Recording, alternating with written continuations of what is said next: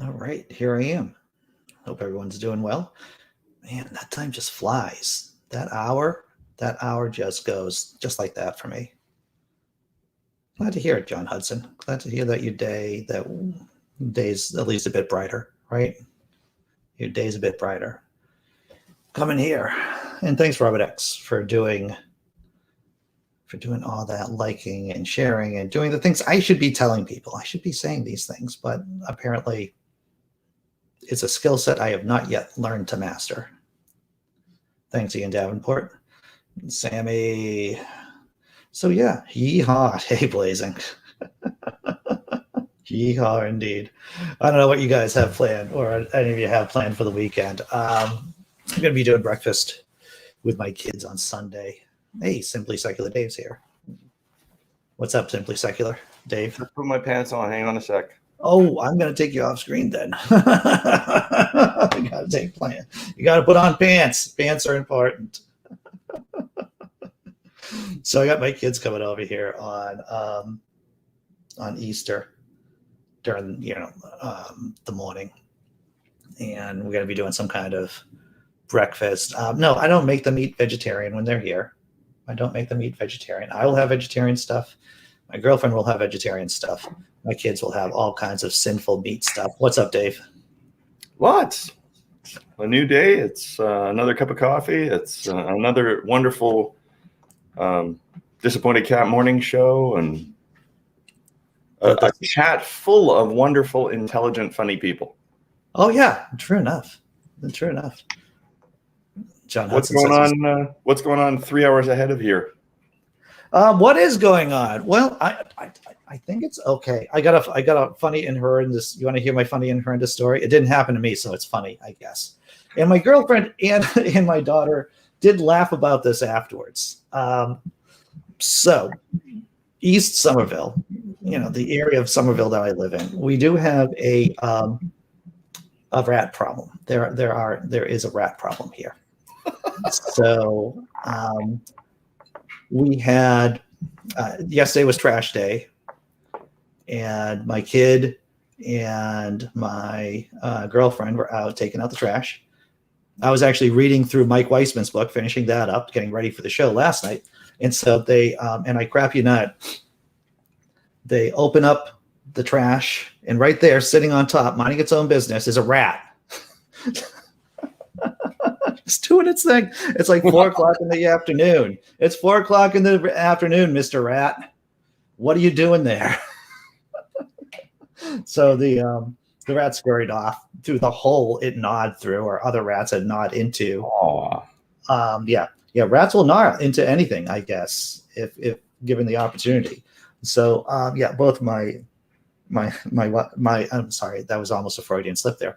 My girlfriend and my daughter had to deal with a rat in the trash, just hanging out, doing its thing, living its best life. Don't you find it amazing that a very large rat can fit through a hole the size of a 50-cent piece? It is, and it just shows you how well they're adapted, right? Yeah. I mean, they just can get in practically anywhere, and these are large and relatively thick. And new. I want to say that these are new trash barrels that we have, because we've only been here for a year. But those rats have been able to gnaw obviously a rat-sized hole. Yeah. Just be able to get into and get the good stuff, right? Yeah. Has there been, you're a duct tape pro, has there been an effective anti-rat trash barrel created? What would I need? Would I need titanium, Dave? Would I need titanium? I think there is a channel by a guy named Sean Woods who does Mousetrap Monday, and he also traps rodents. No, I'm serious. It's great. He does 2 shows a week on testing different traps, a lot of antique traps, some new ones, some that are 3D printed and all this stuff.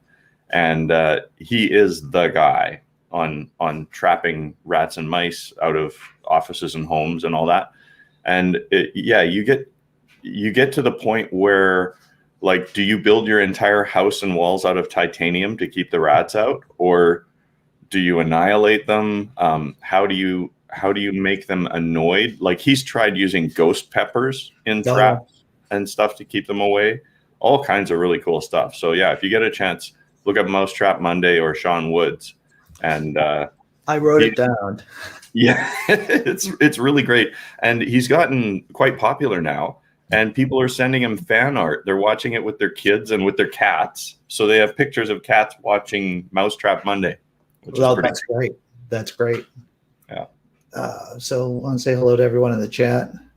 So you have any plans for Easter Sunday? You do anything for special on Easter Day, or are you just hanging out doing your thing? Yeah, no, I didn't even know it was Easter until like 2 days ago. Wow, yeah. We were talking about. I was working last night. I ended up working the night shift and worked till 1 a.m.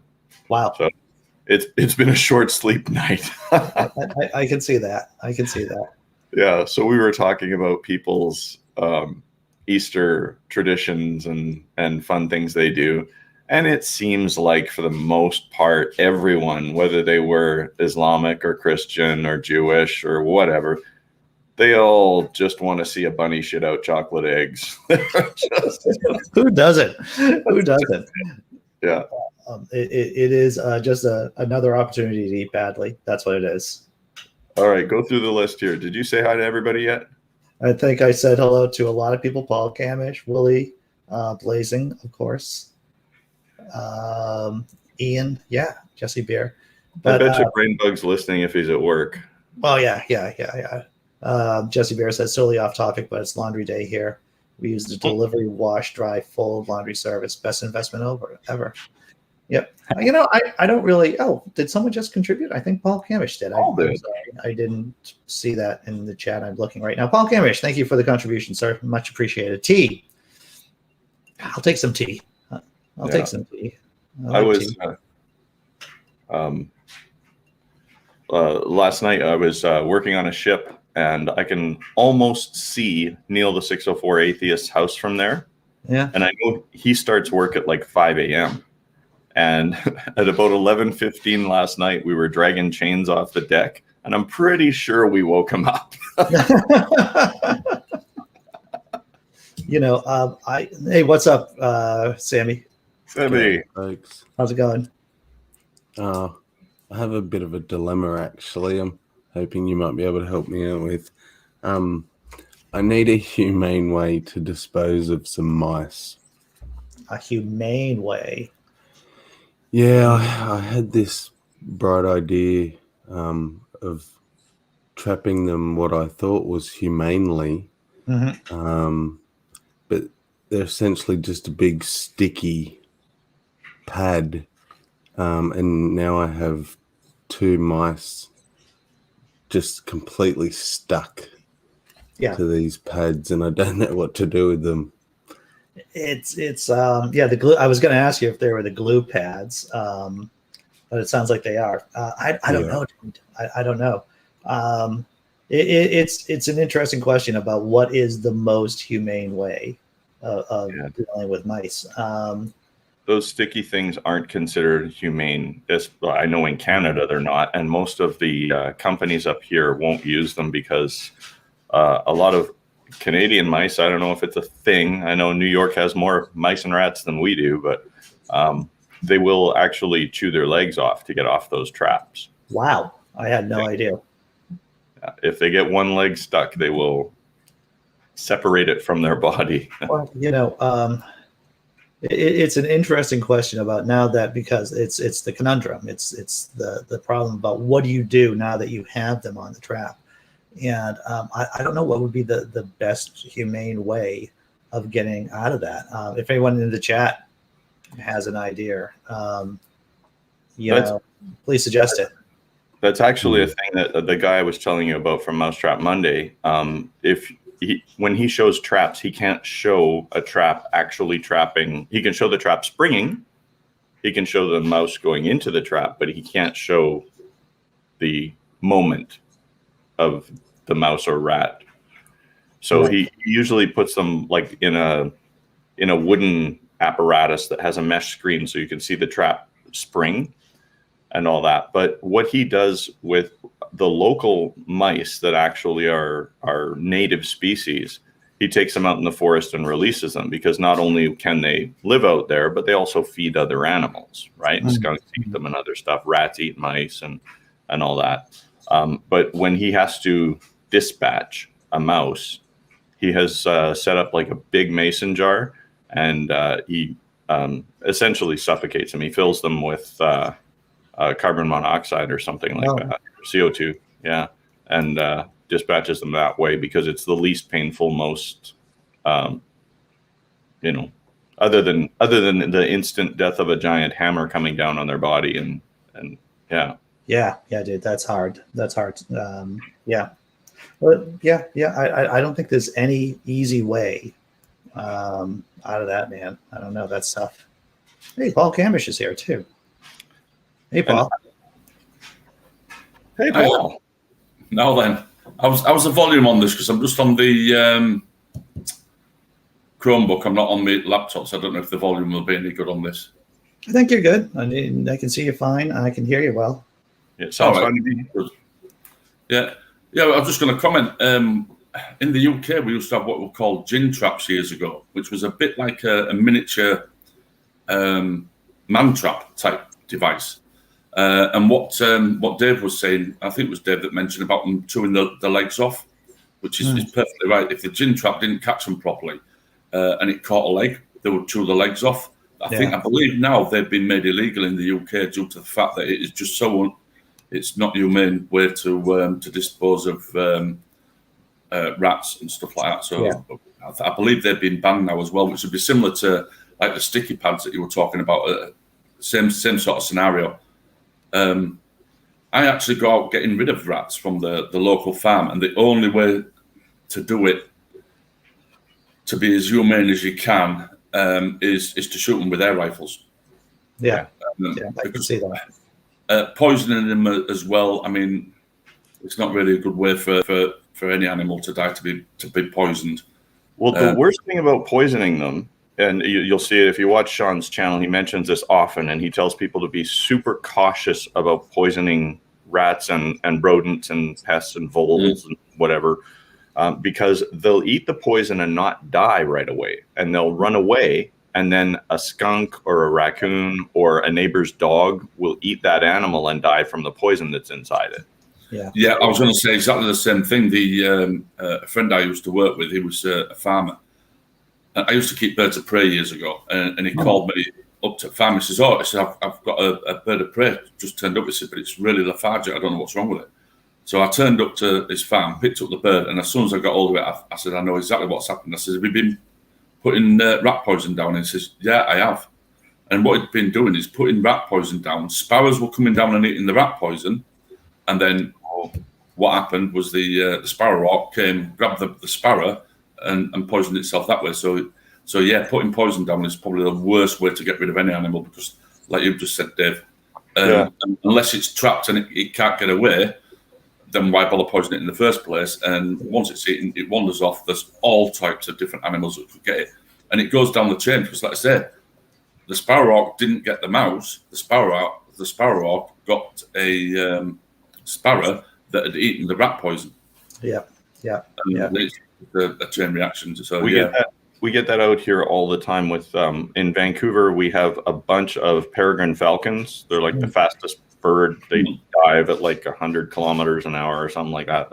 I'll be corrected in chat shortly. I think the record for a peregrine falcon diving is almost 200 miles an hour. That's impressive. Yeah, we have those guys, and they keep the pigeon, rat, mouse, and tiny rodent population way down. And we also have bald eagles, lots and lots of bald eagles. In 2016, they all came up here. I see what you did there, Dave. I see what you did there. But we have tons of them. You can drive down the highway by all the farms in Delta, and you just see nest after nest after nest of pairs of bald eagles. There's lots of them there, but the farmers have to be super careful about setting traps for animals. And I don't think anyone down there uses poisons anymore, because if you poison a rat, the bird eats the rat, the bird dies, the eggs don't have a parent, they don't make it. You know, you're affecting the whole chain. So yeah, good point. That's a good point. Exactly. I mean, we get plenty. We don't have anything quite as impressive as a bald eagle, but in the UK, especially where I live, we've got loads of buzzards, we've got loads of kestrels. The owl population, we've got barn owls, tony owls, little owls. I used to keep birds in the back garden, and I used to have a sparrowhawk that used to turn up. I mean, they're like bullets. They really do shift to sparrowhawks. Goshawks, but they're quite rare to see them, mainly in large forests. So unless you know what you're looking for, where to look, it's very, very hard to see them. Red kites, we've had red kites reintroduced back into this area, and there's loads of them. They are amazing to watch. So yeah, I love watching birds of prey, especially when they're out hunting. You raise an interesting idea, is that owls could be the answer, right? Because owls, they're out at night, natural enemy of mice and rats. And so instead of a cat, maybe I should get an owl. Maybe I should get like a flock. I don't even know what a group of owls would be called, but maybe owls are the answer. Yeah, it possibly is, yeah. I don't know if you're interested. I can show you a couple of rifles that I use for when I go ratting, because I've got a few just around the corner if you're interested. Sure. Yeah.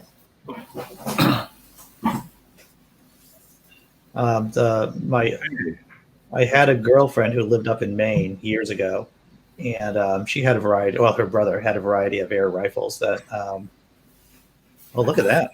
That looks like a rifle. Yeah.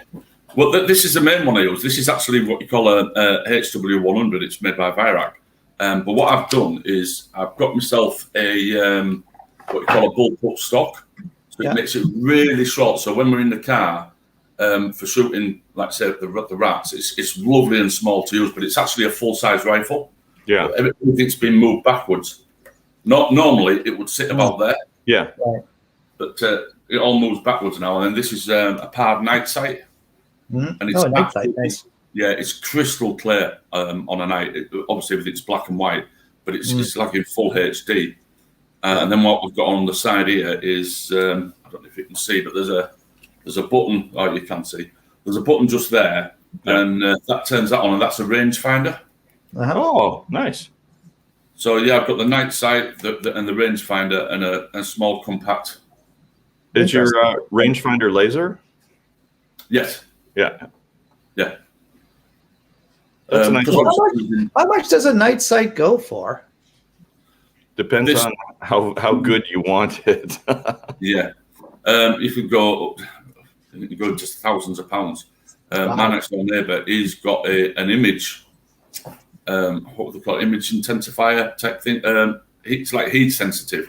So instead of this has to have its own infrared torch on the top. So this basically is an infrared sight.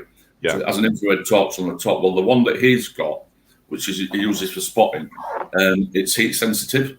So you can have it in black and white.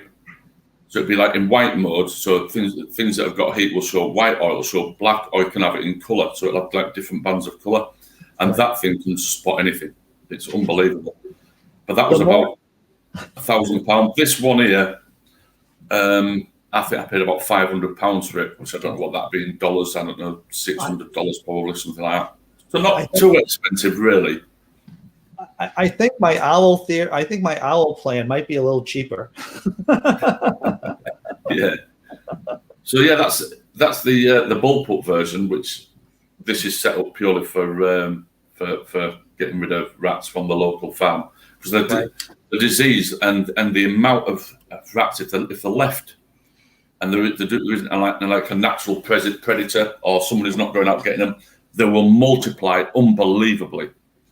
I mean, to the point when we first went to the farm that I was shooting at, that's why I was in the car. You wouldn't dare get out the car. You would be covered in them. Literally, there was that many that you would be covered in them. The whole field was just a mass of them, just moving. I mean, the disease that could get passed down the food chain, passed on to cattle and whatever, and the amount of destruction that they cause with crops and also feeding the animals, that they're coming in and they're just attacking the food all the time. They're just constantly eating, and as Dave probably be aware, that when it comes to rodents, they don't have bowel control. basically they're defecating and urinating as they're walking along, and it just gets into the food and the disease. I've had mice in my house in back in the suburbs, and mice are poo machines. That's what they are. They're just poop machines. Yeah, they are. Yeah. And it's clear where they're hanging out because that's where the poo is. Yeah. And I have to tell you, I think it would behoove the city just to have someone checking out, because they're like rat houses. They're just houses that have really bad construction, or they're older houses, and there's obvious where the rats are hanging out. Like there's a rat house down the street from me. When I walk at nighttime, it's like, oh, that's where the rats are hanging out. I'm sure that would help manage the rat population at least. Yeah, we have tons of owls here. Owls are great hunters of rodents, and we have quite a few of them here. But I mean, they can't compete with the ability of rats to hide and breed and find food and stay warm and get into places where owls can't get them. And they're not a dumb animal, are they, rats? They're very intelligent. Oh yeah. Now, I have a theory. Really intelligent. You know how people say at the end of the world of humans, or at the end of the world of man, there will be cockroaches, right? Yes.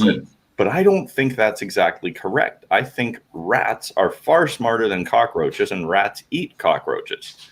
So I think we have literally eliminated all of the dumb rats, and we've made the most aggressive, most creative, most intelligent rats are all that's left. And they're breeding voraciously. And I think they're going to be the super race in the future. So you think we're in an arms race with rats? Oh no, we're in an arms race with ourselves that we're losing badly. Nice. I mean, I don't know how accurate I am with this, but I'm sure I heard somewhere that there is the population of rats probably outnumbers worldwide the population of human beings. Oh, I would guess that. By a lot. Yeah. In fact, I was talking with my girlfriend about this last night. I'm just guessing that the city that we live in, I think we're 100,000 people in this city, and I'm sure that there are more than 100,000 rats in this city too. There's by multitude, by multiple. Do you know what the largest biomass? The largest species on the Earth by biomass is, and I'm sure Brainbug knows this if he's listening. He's probably. Is it ants? It is ants. Oh, ants. You know I thought that, and then I thought, no, that sounds ridiculous. So that came to my mind straight away, and then I thought, no, that's a ridiculous amount. Because there's so many different types, and they're everywhere. They can live in almost any climate. We have them up north in the boreal forest. There are mountains that are just completely inhabited with anthills. I'm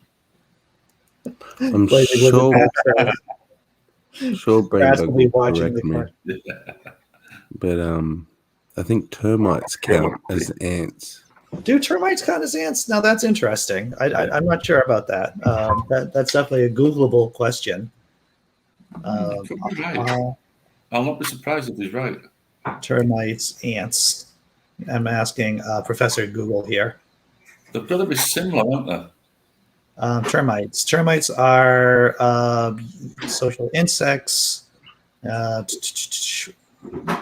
Often these insects are often called white ants, but they are not ants, nor are they closely related to ants. So that's interesting. So termites are, you've heard it here on the After Show. Termites are not officially ants.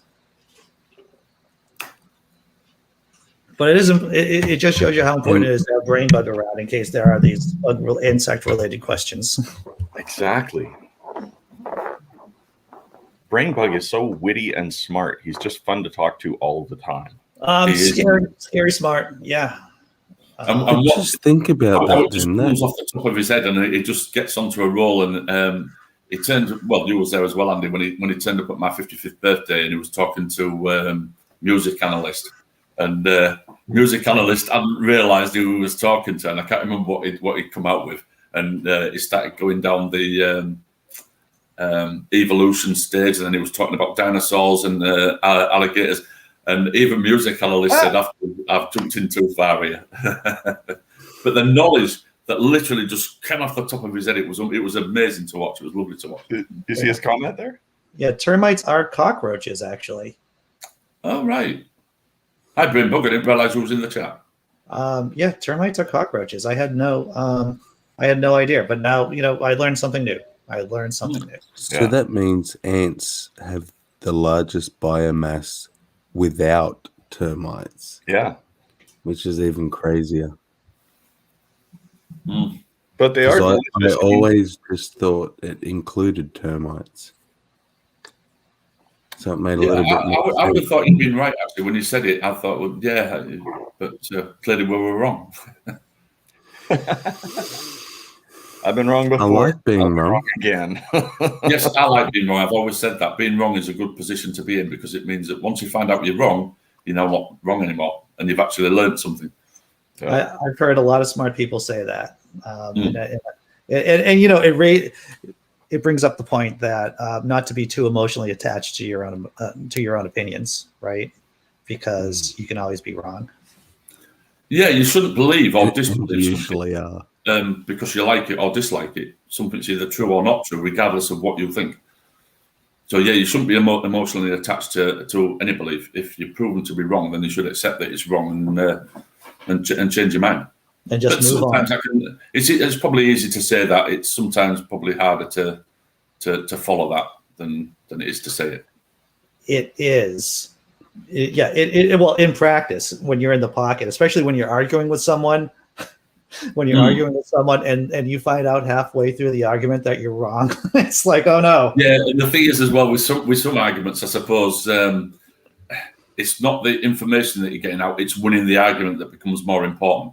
So even when you realise you're wrong, or you possibly could be wrong, you still double down because it's all about winning the argument, not getting the information across. And it's something you've got to be aware of and try and avoid doing that if you can.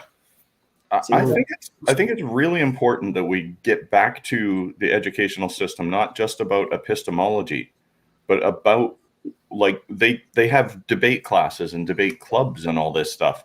And I think what they should be focused on is not necessarily proving their point. I mean, that's why you want to go in, why you want to have data and information. But at the end of a debate, if you can't sit there and say, now, what did I learn from the person on the other side? What did they tell me that I didn't know before? What did I gain out of this? What tactic did they use? What information came forth? What did they misinterpret that we corrected? Like, if you can't sit down and do that at the end of a debate, you weren't debating. Yeah, I agree with you right there. Because you would think before you get into a debate, you would know how to argue the other side's point, right? So if they come up with a new angle or new information, then that really reflects on your own research going into it, or lack thereof. Also, I should throw out the disclaimer that the opinions of Andy's Comfort Canadian are not necessarily the opinions of this channel, Andy, or anyone else on Earth. Right. Brainbug does point out that bees are herbivorous. I'm sorry, I'm pronouncing that incorrectly. Herbivorous. Hypersocial wasps. So that's interesting.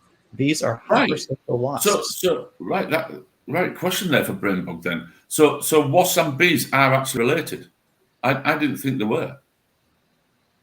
It appears so. I mean, obviously they're both fly and they both sting, but I thought they were two vastly different species. No. I've said some nice things about Brainbug earlier, and I just want to say that Brainbug was trying to clone a giant scorpion earlier this week, and I think we should all be cautious about where we go. The only reason I was going to say that is because bees, obviously, we tend to associate them with eating, basically feeding on nectar off plants, whereas wasps, they will eat like fruit, so they will actually, like apples or pears, they will actually eat that. But am I right in also believing that they will also eat other insects? Yeah.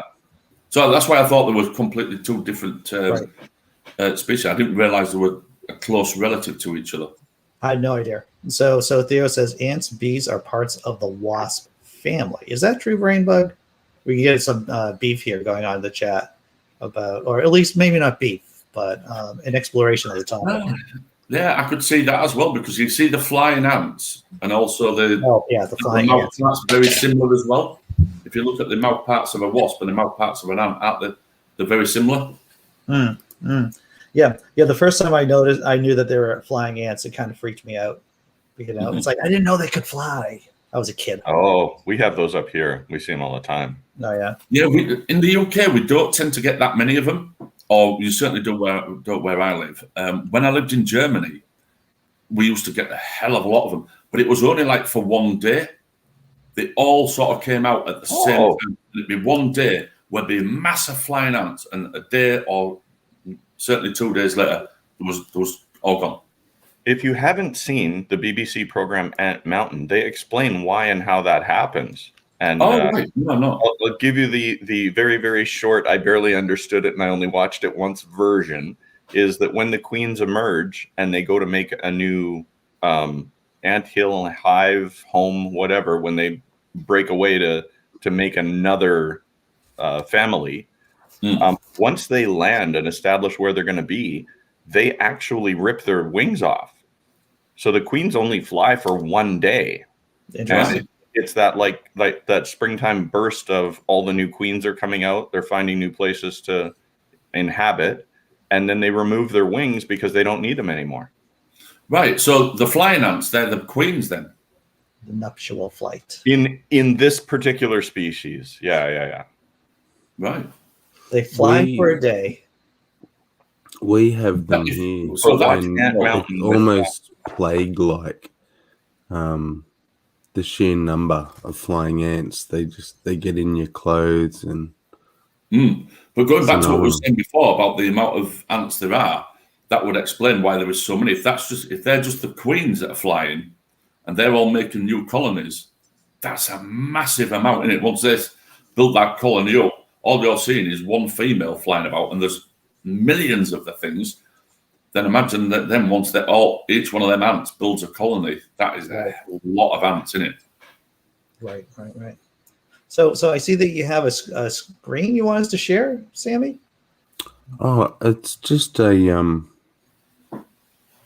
big praying mantis I caught a picture of the other day, and I was going to ask Brainbug if he knew the species. Because since the floods recently, they've just been everywhere, and they're massive. They get huge, these things. Wow, it's the size of your hand for all. I mean, yeah. That's my son, but okay. But it's still, you can see by the 2-inch edge on the concrete there. That's like a standard edge. So that thing's 2.5 inches long. Yep. Easy. Wow. How about that? Good son. Yeah, nice. Anyway, I'll jump out. I'll not bother you anymore. I just thought I'd jump in for. Always good to see you, Paul. Always good to see you. Keep up the good fight against the rats. Yeah, I'm hoping to get out this weekend actually, but yeah. Excellent. Right, I'll catch you all later. Anyway, I'll jump out. Take care. Thanks for jumping on. Right. Brainbug asks, "What coast are you on, Sammy?" East Coast. Yeah, he was asking about black crabs, but I haven't heard anything about it where I am. Oh, okay. Apparently, the floods have brought them into the east coast of Australia, and they're not supposed to be here at this time of year or something. So, oh wow. Which I imagine. I heard something on the news about floods bringing out species that aren't normally above ground or something like that the other day. Yeah. Well, we've got mice plagues happening as well. Yeah, you can find footage. Some towns, like millions upon millions. That they'll lift a sheet of tin or something off the ground, and you can't even, guess at the number. Are the floods? Are they climate change related? Are they? They do happen, but they're worse Yeah. than they've ever been. They every time it happens now, it breaks records. Another thing that you get to look forward to with the climate crisis: mouse plagues. Yep. So we literally went fire, COVID, flood. Where was all that water when everything was on fire, right? And yeah, well, hopefully that'll be the end of the Russia plagues, at least for the. Hopefully, you'll have a timeout. There'll be a timeout from the plagues. Well, don't they come in threes, or is it 7? Good question. How many? Well, if you want to go old school, Egypt, right? What is it? 10 plagues. But we'll go with 3 because that's how many. Wait. According to the Bible, Australia doesn't exist, though. Oh, this is true. This is true. Oh, but you can understand why I get so angry with climate deniers. I can't believe they still exist, to be honest. But I mean, flat earthers exist, so yeah. Flat earthers exist. Anti-maskers exist. Climate. Well, the thing is about climate deniers, right? Climate change deniers. I mean, part of that, a good portion of that, is due to the fossil fuel industry, just spewing out not only CO2 gases, not just putting out these greenhouse gases. They are putting out lies, just like the tobacco company was back in the day. They're just putting out lies. We covered a story about that a couple of weeks ago about just them manipulating the media, manipulating information, and they've known about climate change for decades at this point. And their strategy is that we're not going to change until we absolutely have to. Yeah. Sammy, did you see Brainbug's comment about what he thought that bug was? I didn't see that. Let me just see if I can find it. I speculate that is an H majuscula. Majuscula. Andy, if you just say it confidently, like it's obviously it's pronounced this way. Obviously. If you're wrong, anyone other than Brainbug would know. I only take that tact if I'm single and chatting someone up. I only take this overconfidence role and use the man voice. It's like, oh, that's spewing out bullshit, and see if they accept it or not. I'm actually going to say majuscula. That's what it. That looks right. Like. That sounds right. Yeah, I love it when you get those. But I'm sure something happening. He'll correct us. There you go. We get a lot of newscasters in the United States that are trying to pronounce Canadian cities. And there's like Okotoks, Alberta, and Osoyoos up in BC. And Tuktoyaktuk. They never get them right, but they say it so confidently when they say it wrong. Well, that's the important page of the playbook of the United States of America. You just gotta be confident. You just gotta be confident. And we are the United States of America. We will tell people how to pronounce their own language. That's what we'll do. It's like, are you sure you pronounce that word correctly? It's like, this is our language, our native language. Well, you'll change it, then you'll tell them. Right. Guadalajara. Yeah. Yeah, there's nothing like listening to a white person from upstate New York who moved to Florida pronouncing tacos. Nice. Brainbook. See, now Brainbook says there's a terrible locust plague inflicting the Middle East in North Africa today. I knew that it was somewhere in the back of my head. I remember hearing about that. Oh, I can hear a rock dove, or as we call them in Canada, pigeons. Pigeons. It's probably crapping on my patio right now. Sweet. Hopefully one of them peregrine falcons will pick it off. Right. Hopefully. Yeah. Yeah, So it says I say more words wrong every day than most people do in a lifetime. Yeah, I could see that. Yeah. So, Andy, did you? I wanted to ask you because I ended up working last night, annoying people with thrashing chains on the deck of a giant ship in the middle of the night. Right. Which was a lot of fun. We had a great time. Excellent. I was going to ask you, what were? Do you have a couple of key things that came out of your discussion with the book interview yesterday that I missed? I know. Well, Michael Weissman, the host of The Bible Says What. And actually, what was interesting was that Jason came in from Dragons and Genesis podcast. And he was in the chat, and so we had a nice back and forth. And we all agree that the Book of Revelation needs to be a Broadway musical. Oh yes, right. They're singing animals, and if anything, I haven't read the Book of Revelation for years, and now after reading through Michael's book, and he has a whole chapter on the Book of Revelation, it's like singing animals. I don't remember that. I remember a lot of stuff, but not the singing animals. And so that's when we started talking about how there has to be a Broadway musical based on the Book of Revelation. Yeah, like Fantasia, only Revelations. Yeah, exactly.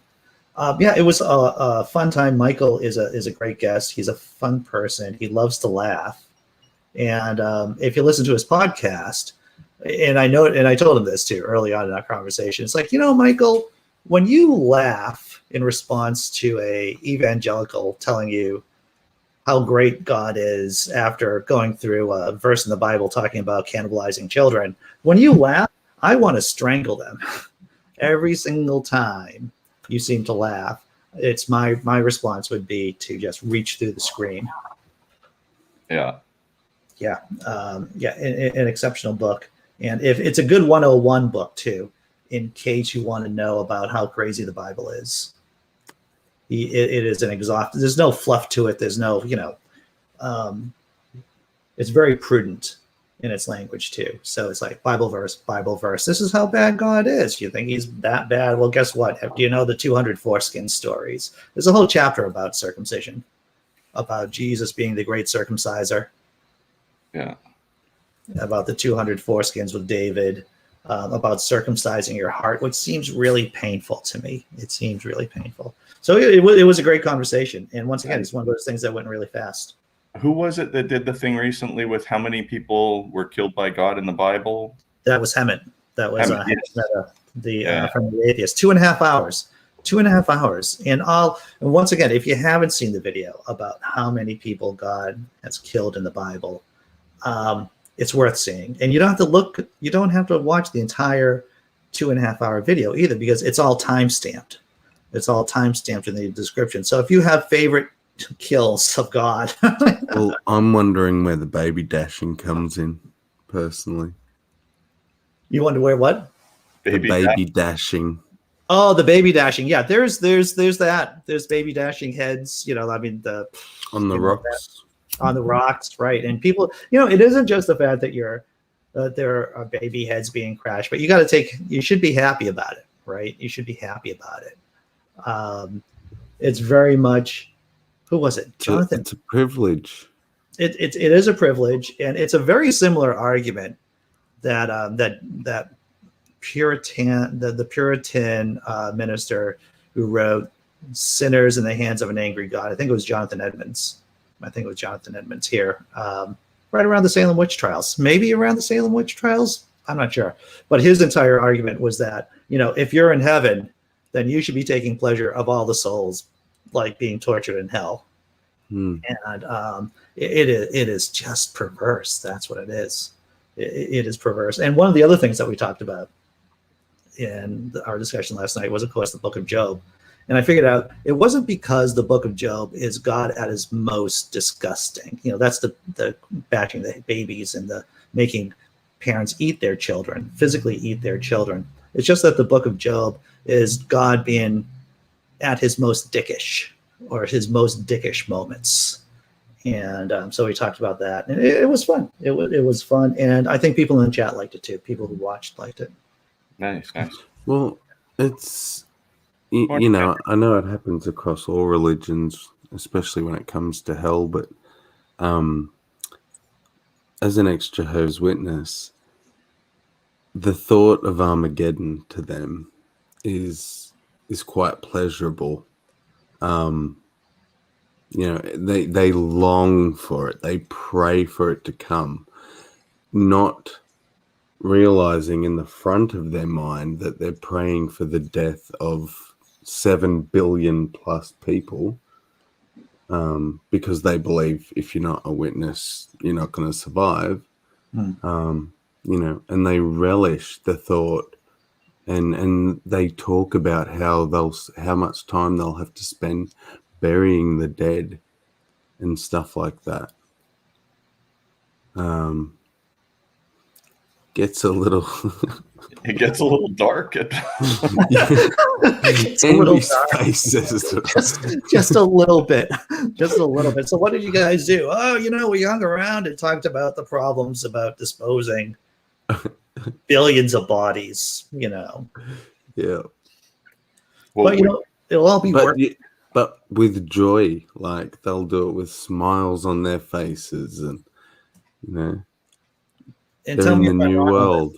this. There has to be a Jehovah Witness who's a scientist, who's into robotics, trying to figure out how to build the most efficient gravedigger for what happens after the apocalypse. Yeah. Well, they do. It's not going to be here, and everybody else is dead. Is that the plan? Yeah. Yeah. So Jehovah's Witnesses have a 2-tier system where their original doctrine only had 144,000 going to heaven. Mm-hmm. And when Right. the membership hit that number and kept going, they were like, "Oh shit, what do we do? Oh look, the Bible says there's other sheep, and you're going to stay here on earth." It's going to be smelly. It's gonna be right.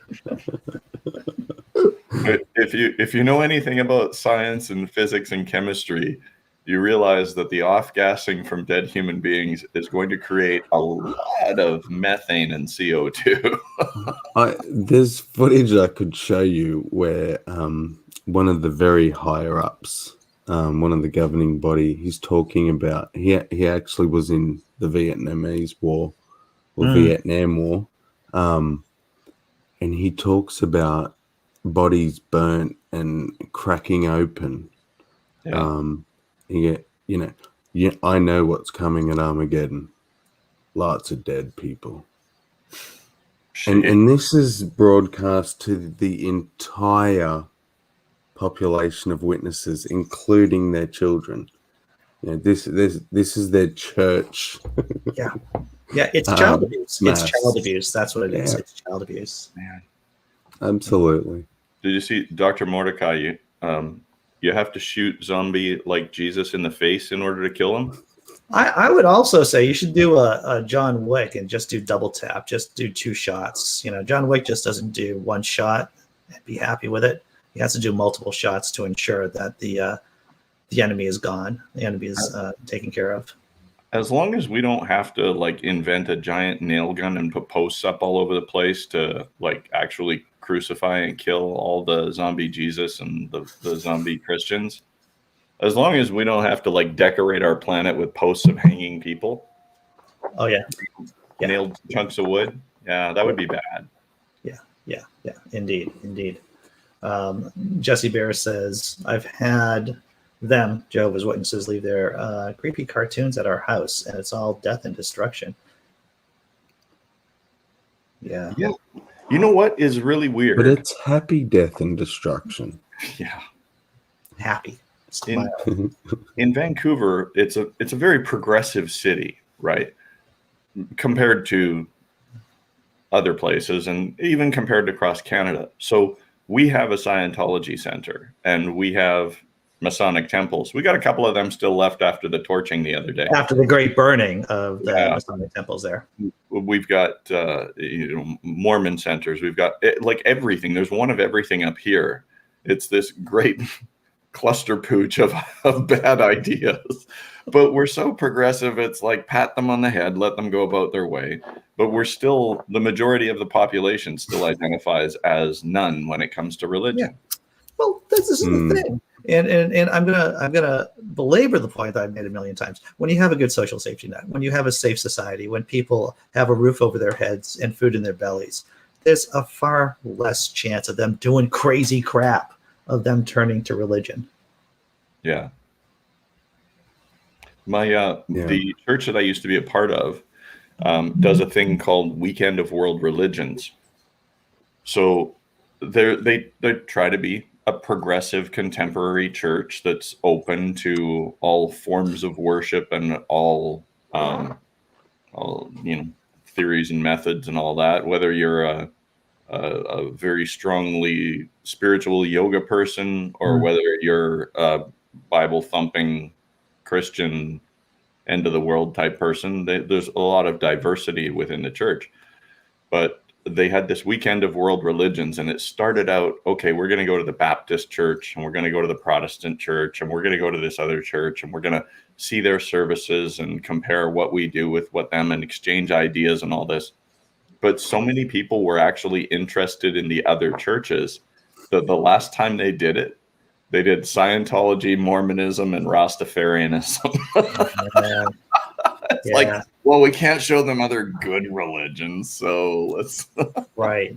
When you said it was like the weekend, I just thought of like Battle of the Religions or something, and people would kind of go in like with boxing gloves or something. Now that's something I would pay to see.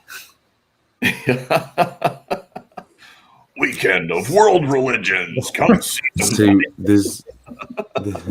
Oh no, it has a metal folding chair. Bam. The tables, ladders, and pews match. There's no chance of that happening with the witnesses. Other religions are all satanic. All of them, every single one. Everything outside of Jehovah's Witnesses is satanic. So how did you get out? World. How did you get out of the organization?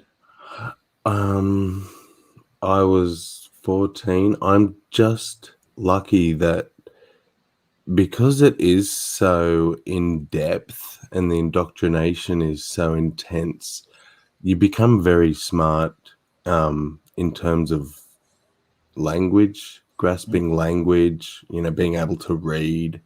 I was quite an intelligent child, and I just thought an awful lot, and there was too much that I couldn't answer or get answers to.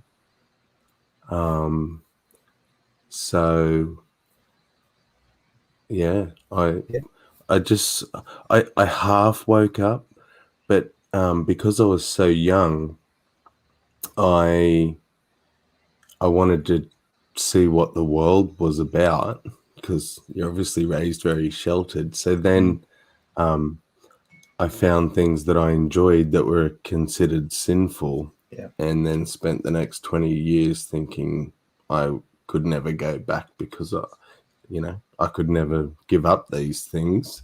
And until I discovered YouTube atheism a few years ago and finally woke up completely. So, and didn't realize that for 20 plus years that I had that indoctrination hanging over me. Sure. Well, congratulations on not being part of it. Yeah. And I imagine you had to pay something. You had to pay some kind of personal cost for getting out of the church. Yeah. My family, I'm lucky because I left young and I didn't get baptized. It's not official. So my family are allowed to associate with me because I've never been a witness. So I haven't stopped being a witness. They're very formal. So until you're baptized, you're not a witness. Interesting. So technically I was never a Jehovah's Witness, even though I was completely indoctrinated by, the age of 10.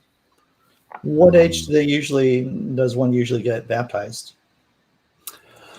It's getting younger because I can see that. they're getting desperate. But it used to be about 14, 15, and you'd hear of as young as 11, 12, but I've now heard of 7 and 8. Wow.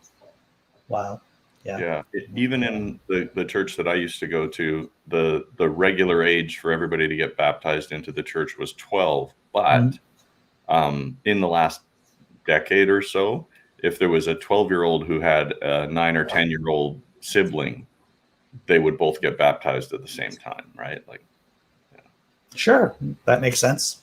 See, and if it's just throw a bit of water on you and go about your way, who cares? But when being baptized means you're now locked into a cult, and that growing up and getting faculties about you and realizing that it's a load of shit and changing your mind about something you decided when you were 8 or 9, but it's like a binding contract. No 8-year-old can sign a contract.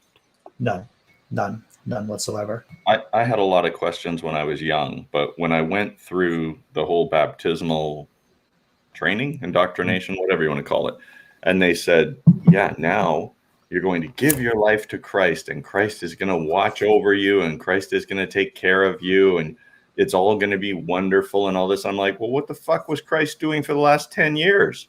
Yeah. I've been here. Then you realize you got the same shitty life after you got baptized. It's like, I don't see anything new here. Zero change. Yeah, zero change. Exactly. Does this mean I'm getting new parents? Is that what Jesus is going to give me? Does Satan eat ass? What about Jehovah? I don't even know how to answer that question, Brainbug. I was wondering if he meant like the donkey. Is that sort of a thing, or?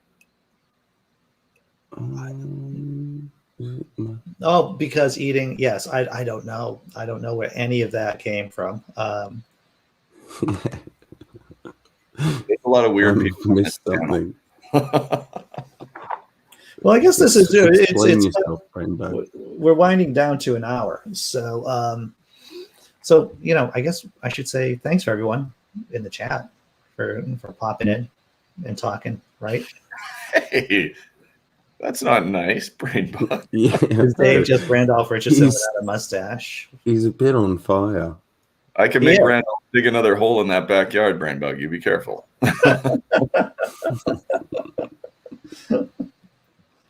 All right. Well, Dave, thanks for popping in, and Sammy, thanks for sharing that stuff about the Jehovah's Witnesses. And my pleasure. I learned a bunch of stuff today about ants, right? About ants, termites, wasps, and Jehovah's Witnesses. Yeah, indeed. Sorry. No, it was good. It was good. This was a good conversation. I'm doing Jenga at 3:00. Oh, Paul, he was in here earlier. Oh, Paul Cambish was here earlier. Yeah. Everyone, I'm doing Jenga at 3, and then I don't know what I'm doing on the weekend. Of course, on Sunday, I'm doing the Late Show. I forget who our guest is, and I know I should know who the guest is. I can say that they're an awesome guest, but I don't know who they are off the top of my head. And I might be doing a stream or some kind of comedy bit tomorrow. I'm not sure. But otherwise, once again, guys, thanks for showing up and sharing your day with me, basically. I'd like to publicly apologize to the mice for what I have to do next. Yeah, dude, I do not envy you. I do not envy that choice you get to. And I don't know if anything we talked about today actually helped. I don't know if anything we talked about via the mouse. Yeah, I'll have to watch it back because my kid woke up right when you were talking about it and I had to run, but I'll watch it back. All right. Well, take care, everyone.